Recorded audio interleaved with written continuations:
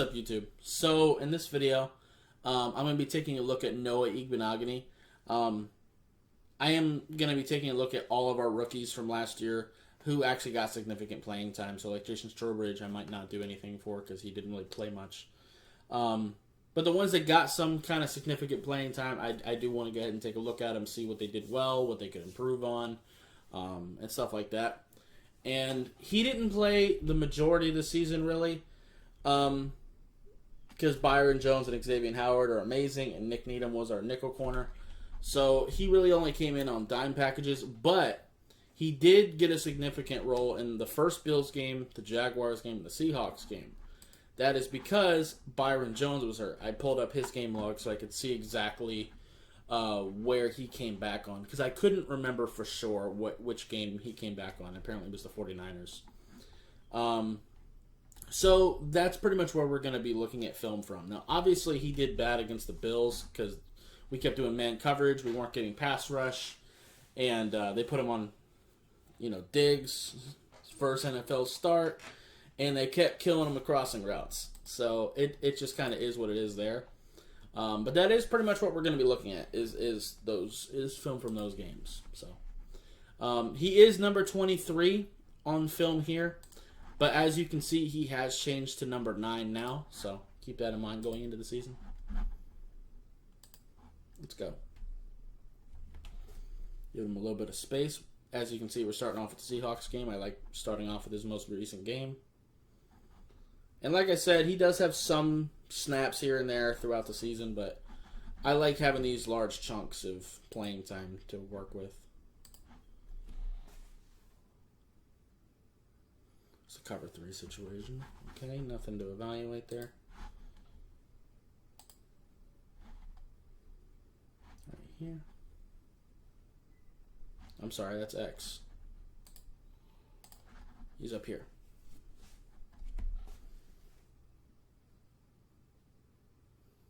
It's not bad.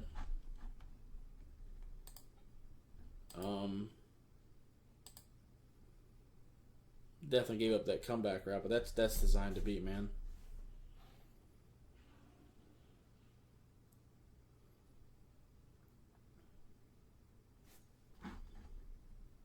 It's not a terrible rep though. Not at all. Is that him here? Yes. Nothing to really talk about here, though.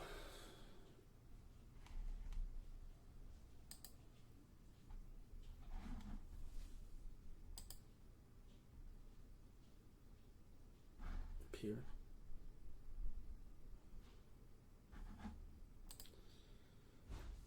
There was a slight hesitation here, and he gives up some space. If this was a goal line fade, he would have had all the space in the world to do it. I'd like to see him stick a little closer. And I'm sure he will improve. I mean, he was a rookie. And we will take a look at that Bills game, too.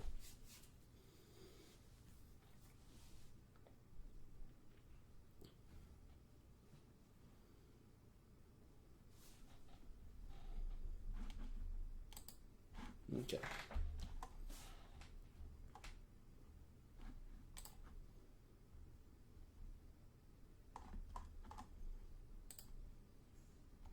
Okay, right here.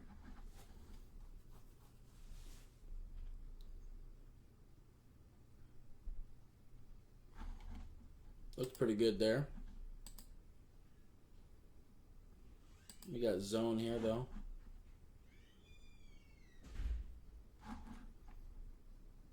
This is one thing I want to talk about, too. Because I mentioned this a few times throughout the evaluation process in the draft, and this really gives me a chance to kind of show what I'm talking about. I always talk about how zone coverage really does turn into man coverage eventually. Take a look at Noah here. Because when you see his hips turn, and Xavier Howard's, they're turning toward the inside, showing that this is zone coverage because you're trying to push people toward the center of the field.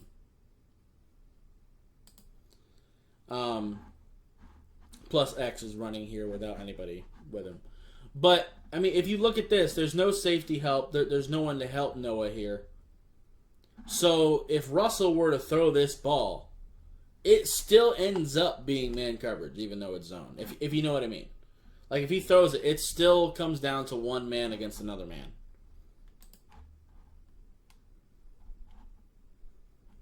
Because I know, like, there's a lot of people that say, well, this guy is actually a pretty good corner. He's just not good at man coverage. He's only good at zone. Which, I mean, there is things to that because, you know, play recognition and stuff. That's all really important with zone. And it manages how athletic you have to be and stuff like that. But at the end of the day, you still need to be able to track the ball well. You still need to be able to stick close to people. All those things still remain true. So I just thought that was a good opportunity to point that out. Right here.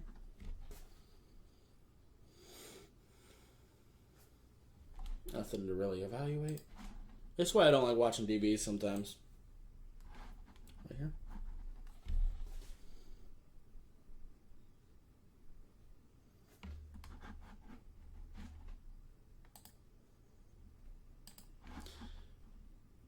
His hips do look good in zone, though. If you look at the way his hips flip here, that's actually pretty good transitioning. Pretty fluid.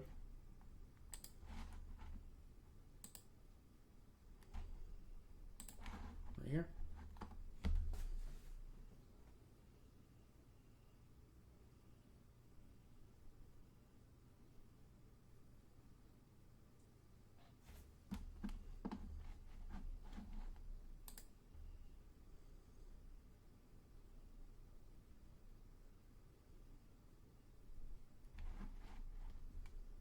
Okay.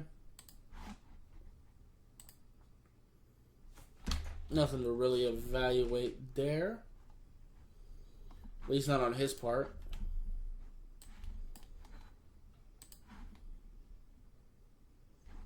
He's right here. He's really easy to spot.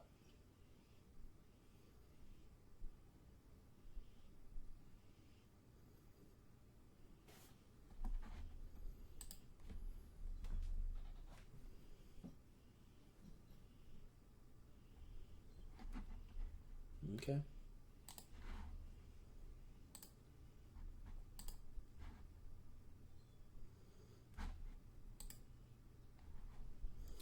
So this is something that we've seen a lot last year too. This is something that we did and something that a lot of teams did to us. We will bring our corners down to make it look like it's going to be press man coverage when it's actually not. We've got our two safeties deep. But it's really not what it is. The second the play actually starts, they drop back into zone. A little bit of a trick to try to mess with the quarterback's eyes. I'm sorry, that's X. It's up here. Ooh, Tyler Lockett burned him. What happened there?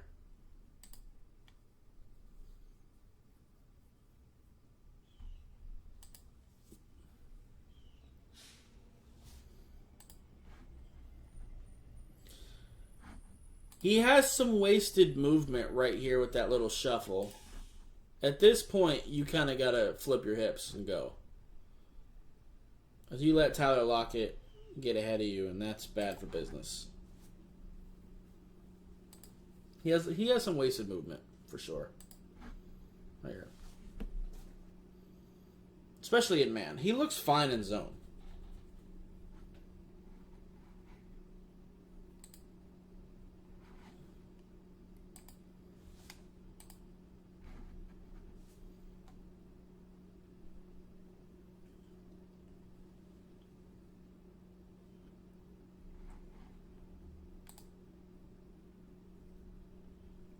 Not bad.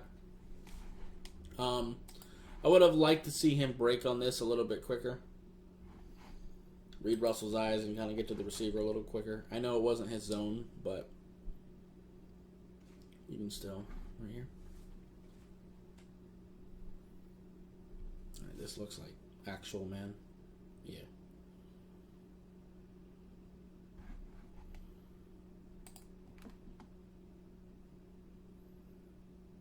There you go. That was really good. Good job shadowing him. Good job pushing him toward the sideline by just using your body. It's a good route. A good little rep there.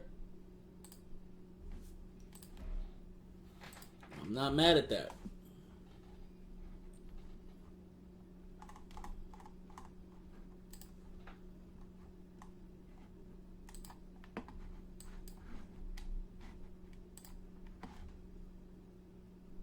Right here. Giving Tyler Lockett some space now.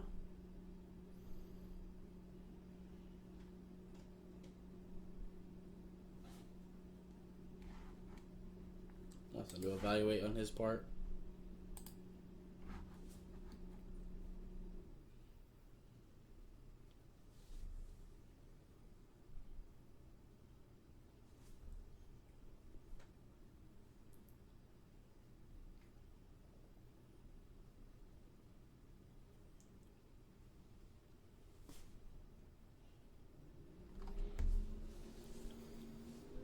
Because I do think that Noah can actually be an okay corner. He just has some small things to work on. So he's not ass.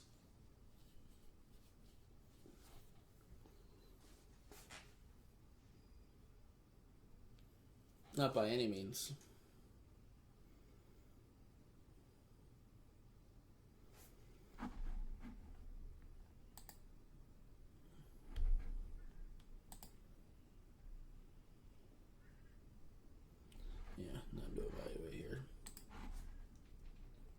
Nothing to say on that one. Here he is down here. True man.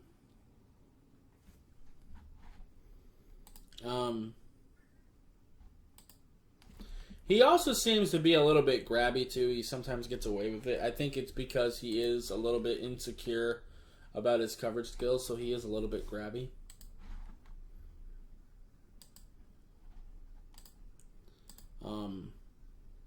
But you know.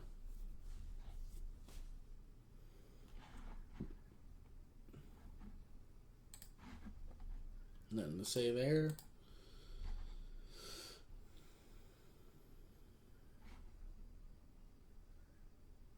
He definitely ain't really looking to tackle nobody.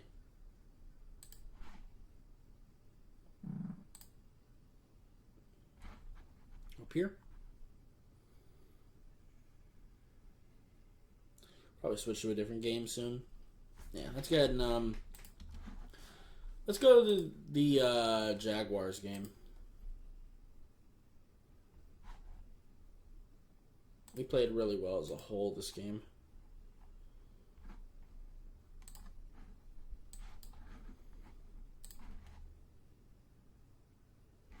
Right here.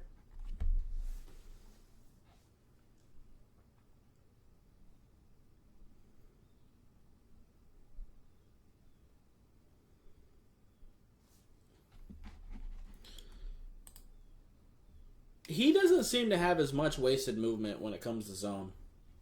He's got some pretty fluid hips in zone.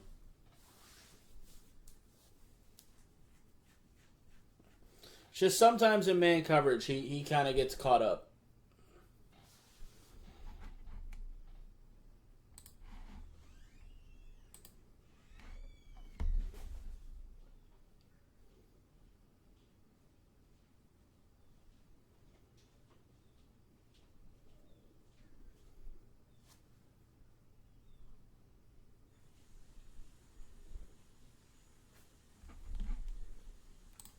One thing, too, this is just something that has to come with experience.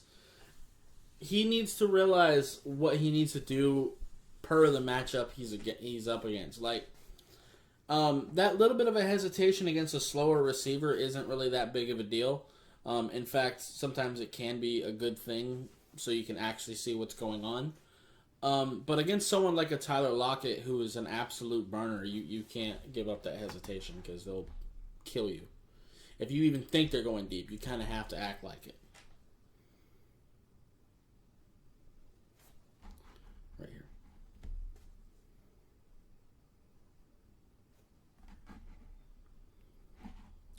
Actually, I want to look at this view. Right here.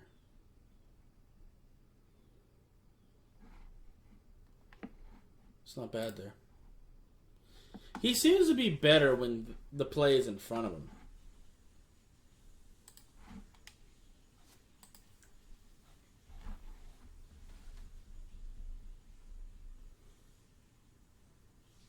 But see, that looks good. He's getting an opportunity to read what's going on, and he goes down there and makes the tackle. He just needs to clean up some of his man coverage stuff. Like I said, if he can clean up some of that wasted movement, I think he'll be looking pretty good. Now, of course, I don't really want him to play much because I still think that Nick is the better nickel corner, and obviously Byron and Xavier Howard are way better than him.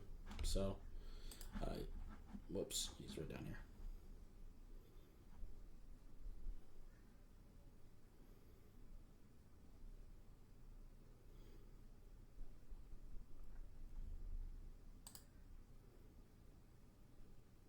Of a slow pedal.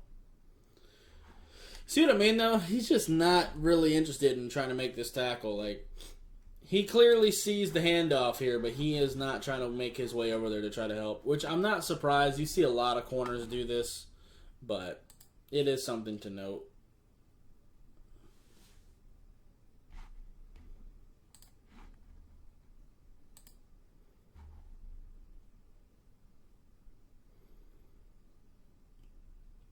That's also a part of why I don't want him playing nickel corner, because nickel you kind of have to tackle a little bit more because you're more toward the inside.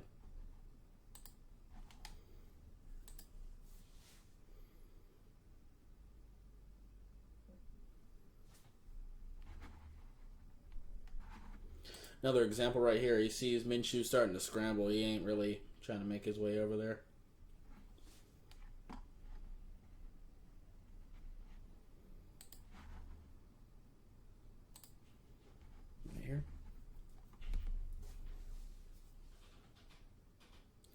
See, right now, he's not up against someone who is just athletically superior. He knows he's up against someone who's not as athletic as him, so he can afford to hesitate a little bit.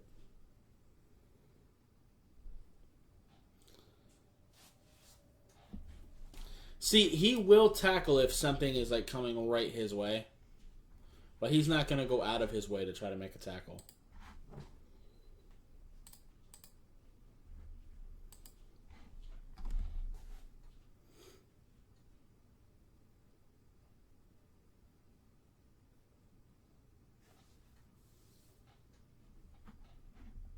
Because I know a lot of people just kind of think of Noah as a bust. And I'll be honest, I would not have made that pick. I wouldn't have drafted a corner in that spot regardless, let alone Noah. But, I mean, he's not terrible. Because people have the impression that he's terrible. It was a terrible pick, but he's not a terrible player.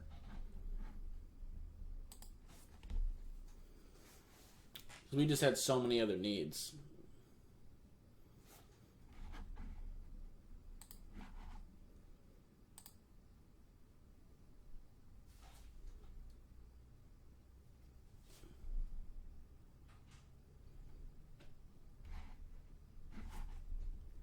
Now, one thing that could be interesting is when we play teams like Atlanta. I don't remember if we play KC or not, but teams that have like elite tight ends, the Raiders, stuff like that, where we might want to put like Byron Jones or Xavier Howard on their big tight end. Because that would obviously make them play inside more. So bringing out Noah instead of Nick to be against their outside receivers could be a decent play to think about. But he does need to work on those hang-ups that he has. Because he does have a little bit of hesitation in his feet. Right here. That's the biggest thing I'm seeing. And I'll be honest, like, I had, this thing in my head that Noah had a really bad rookie year, but for a while. But when you really start watching the film to evaluate that player, you really get a chance to see it all. Because obviously, I watched film on every game that we played last year. I have it up on the channel still. But that was breaking down the defense as a whole, not Noah specifically. And evaluating him now, he's not. Like I said, he definitely has his errors. Probably go to that Bills game here in a bit and show why Stephon Diggs was able to exploit him like he did. Actually, let's go ahead and. All right, they just scored. Cool. Let's go do that now then.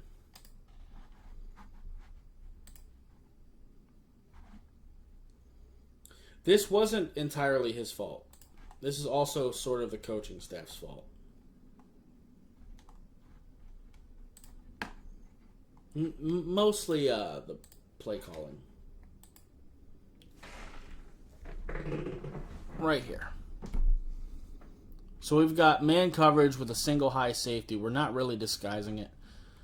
So this is something that I remember talking about, that we were not disguising our blitzes well at all at this point. We eventually started getting really good with the zero blitz and everything like that, but we really were not disguising it well at all at this time. And we just kept doing man coverage, so the Bills exploited it.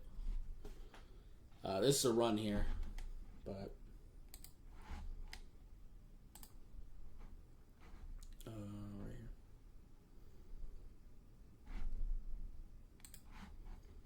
That's one thing they kept doing to us too, is these bunch formations up here, I think.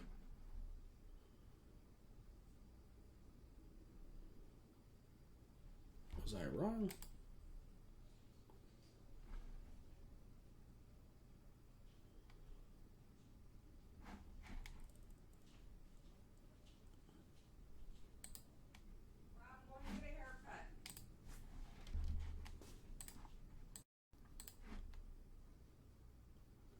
Sorry about that. He's right here.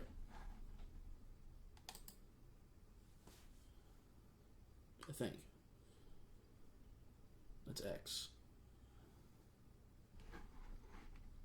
Not on the field.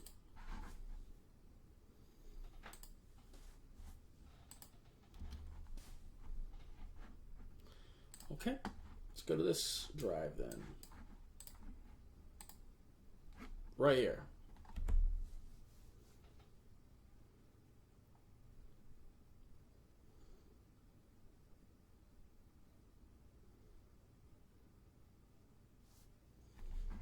We play for the run defense there. Here.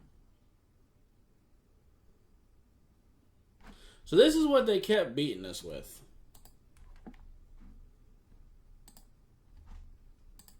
So we pretty much exposed that we were doing single high man coverage pretty much the whole game. And we really weren't getting pass rushed either. So what do the Bills do? They do a bunch of bunch formations. They get Stephon Diggs in motion to fully expose Noah and show that Noah is indeed following him. And now because he's in motion, he can't press him. And then Stephon Diggs just going to run a crossing route. And crossing routes are designed to beat man.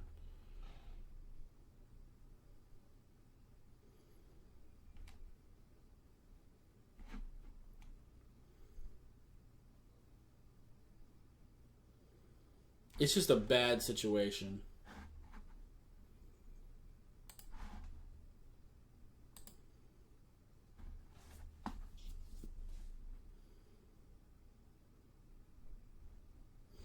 And then in the Jacksonville game, which we were just watching, we kind of switched it to start doing some zone, at least until Byron was able to come back, and then we were able to do more man. And I think that was the right thing to do, because that's just what Noah's better at this point. Yeah, more single high man coverage. We did not help him out at all.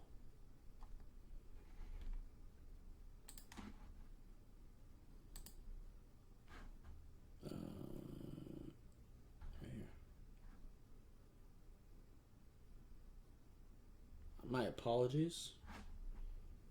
That was not him. Is that him here? Yes.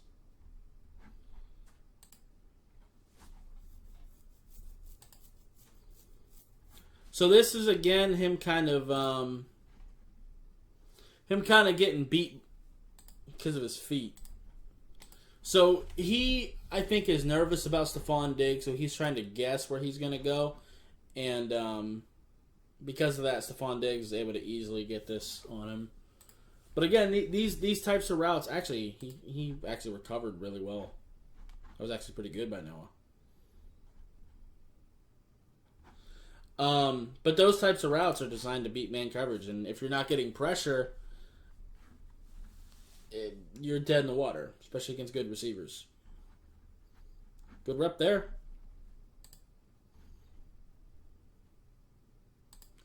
So you see how there was no hesitation there?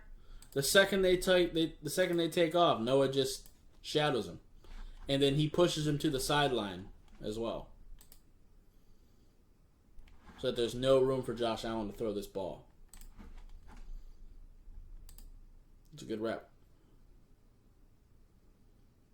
Right here.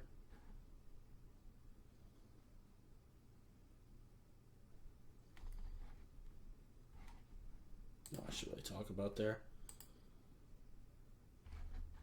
Right here.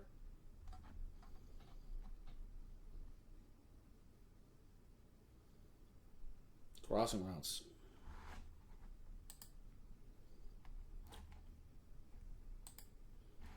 Was this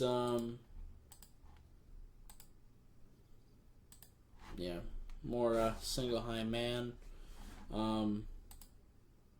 bunch formations, and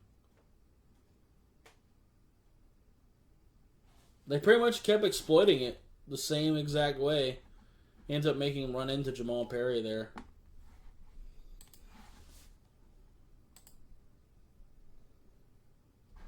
Right here. My apologies. It's right here.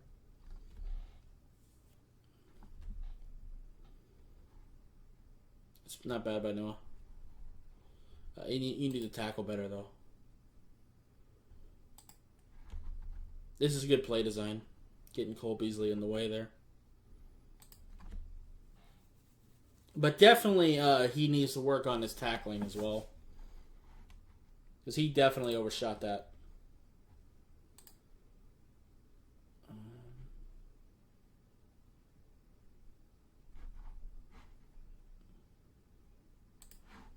Now to evaluate on his part. Right here. Wait. I think. Yes. Not bad there. Definitely looking a little bit grabby. Very grabby.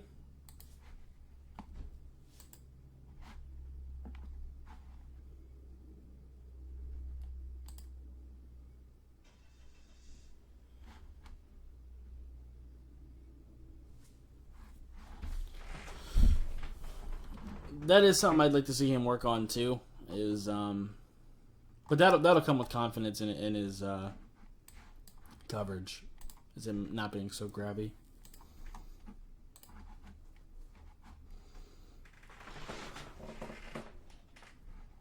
Right here.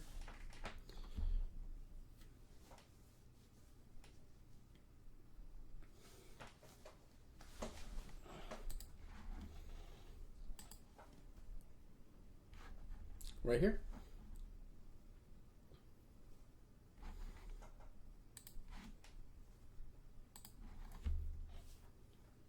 And as you can see, I'm not editing this to make it look like he's better than he is. I'm literally going drive by drive right now.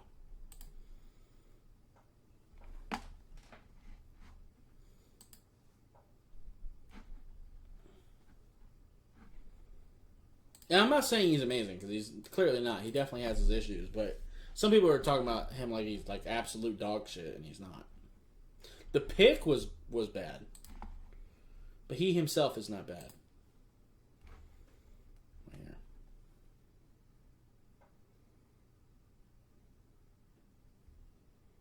Ooh. Oof. He even had help there.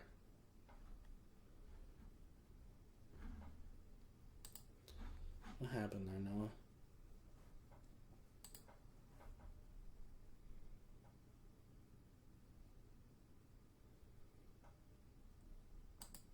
I see.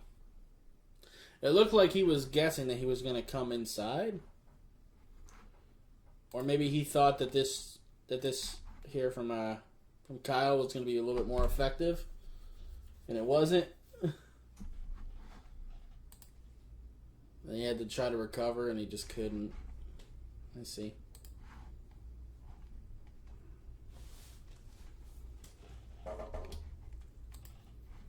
Yeah, I think I've kind of made my point. Like I said, he definitely has some things to work on. He has some wasted movement. I'd like to see him kind of clear up. He definitely needs to work on his tackling a little bit. His hips look pretty fluid in zone, but they could be a little bit more fluid in man. But overall, I don't think it was that bad of a rookie showing. It only looks bad because he was a first-round pick, and he should have been a first-round pick. I had I don't remember all my draft grades from that class, but I think I had a third-round grade on him. That's kind of third or fourth, something like that. That's kind of where the issue comes. But if we would have drafted him in the third round, I don't think we would have been mad at what he was doing. It's just because he was a first round pick that it's a little bit glaring. But anyway, that's gonna be it for this video. If you liked it, appreciate hitting that like button. If you have any questions or comments, in the comments down below. Subscribe if you haven't already, and I'll see you next time. Bye, guys. So pretty much every YouTuber on this platform is pretty much doing ads like this. YouTube's ad revenue is broken. It doesn't really pay well anymore, so we have to look to outside sources to make our income. And if you like what I'm doing and you want to support me, I would greatly appreciate you going over to my Patreon. It doesn't take much. Just $1 a month would really help me out quite a bit and continue to help me be able to put out these videos, because I put a lot of time and effort into it, especially during draft season, watching the film and everything like that. So I would greatly appreciate you guys going to check out my Patreon. It is Anime Dolphin, no capitalization. The link to it will be in the description of this video and pretty much every video moving forward.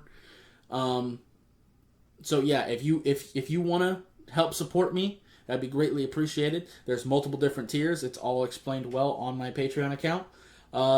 And if you want to check that out, it would be greatly appreciated. Thank you.